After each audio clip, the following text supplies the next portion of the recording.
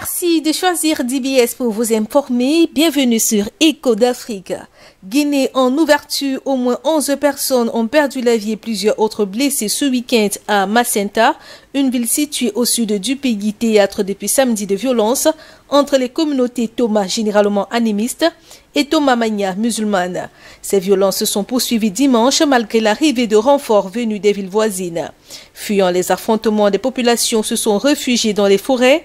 De sources concordantes, ces heurts sont nés d'un projet d'inauguration d'une nouvelle résidence du patriarche des Toma et son intronisation prochaine à Macenta, auquel s'opposent les Toma Manya, les deux communautés qui cohabitent depuis plusieurs siècles, se disputent très souvent la paternité de la ville et chacune clame qu'elle est la première à s'y installer. Une rivalité qui s'est accentuée ces dernières années.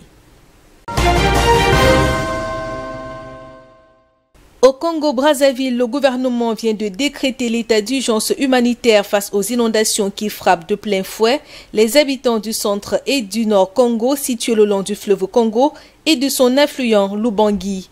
Ils sont estimés à plus de 180 000 les populations victimes de la montée des eaux causée par les pluies qui s'abattent sans cesse depuis le mois d'octobre sur le pays. À en croire le ministre en charge de l'action humanitaire, la situation est préoccupante.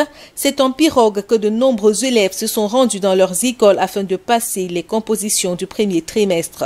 Aussi, les plantations envahies par les eaux ont connu une récolte prématurée ou ont été simplement perdues. La même source a indiqué que le gouvernement s'apprête à déployer une assistance humanitaire constituée de vivres, médicaments entre autres pour soutenir les victimes. En Centrafrique, le dépouillement est en cours au lendemain d'une journée de vote relativement calme. Même si une frange de la population n'a pas pu aller aux urnes, l'explosion de violence redoutée jusque-là est promise par les rebelles qui avaient juré de marcher sur Bangui pour empêcher la tenue des scrutins n'a pas eu lieu. Le président centrafricain Faustin-Archange Touadéra, candidat à sa propre succession, est allé voter dans le 4e arrondissement de la capitale. Suivant la constitution de notre pays, chaque citoyen a le droit de choisir librement ses dirigeants. Et je crois que c'était un moment important pour la République centrafricaine qui cherche à sortir de ces moments de crise. Et je pense que la bonne voie pour le développement, pour l'épanouissement, le bien-être de notre pays et de nos populations, c'est la démocratie, le choix libre des dirigeants par le peuple. Alors, refuser ce droit, les empêcher d'exprimer, vraiment, c'est grave. C'est grave. Donc, c'est perpétuer la violence, c'est entraîner le pays dans le chaos. Je profite de votre micro pour continuer à demander à tous les Centrafricains, conformément à notre constitution, conformément à la date qui a été choisie par les institutions qui sont chargées d'organiser ces élections, je pense que tous les Centrafricains doivent aller aux urnes et choisir librement leurs dirigeants. L'engouement des électeurs était palpable au point même de provoquer des bousculades par endroits. À Bambari, où une mise en garde a été adressée par les rebelles à quiconque aura ouvert un bureau de vote, les électeurs sont tout de même allés voter sous la protection des casques bleus de la mission des Nations Unies en Centrafrique, MINUSCA. Après le retrait d'un candidat de l'opposition de la course, les Centrafricains ont choisi entre 16 candidats. Le chef de l'État sortant est considéré comme le grand favori.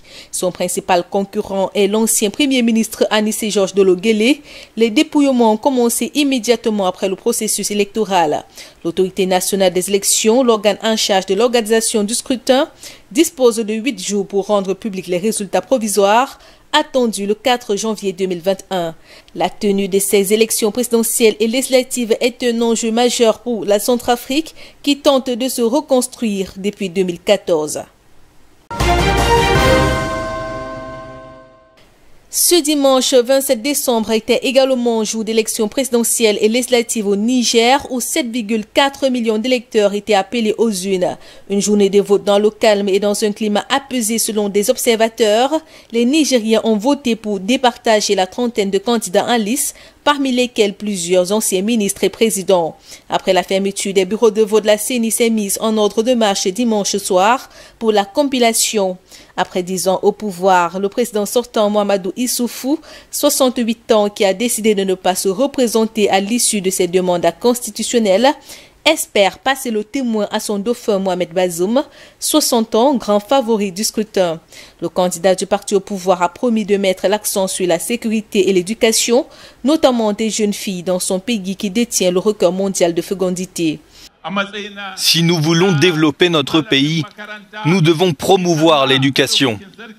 En tant qu'enseignant, si je deviens président du Niger, je donnerai la priorité à l'éducation. Les élections qui auront lieu dimanche prochain sont déjà organisées. Tout le monde connaît la direction du pouvoir et personne ne peut aller contre la volonté d'Allah. Un des principaux défis du prochain président sera de juguler les attaques djihadistes. Les premières estimations pour la présidentielle sont attendues ce lundi et les résultats espérés mercredi ou jeudi selon la commission électorale.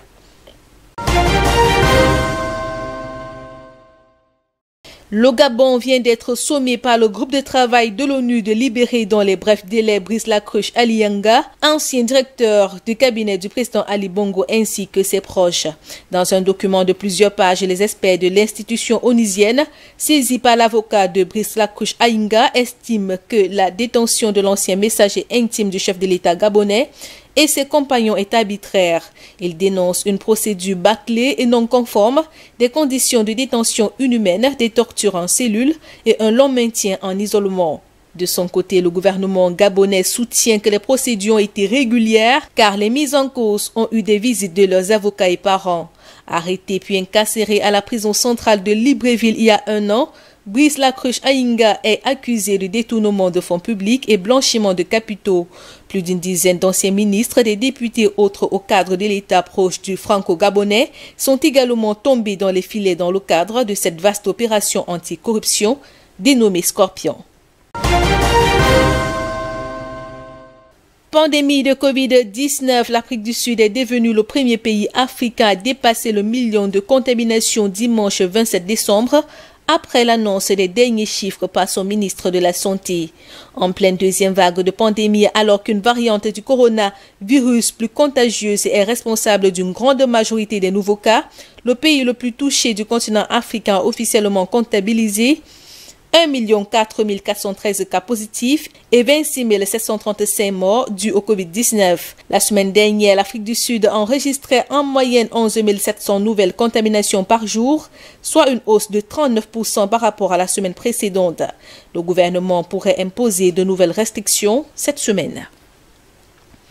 Voilà qui fait l'essentiel de l'actualité en Afrique. Ne décrochez pas, passez d'agréables moments en compagnie des programmes de DBS Télévision.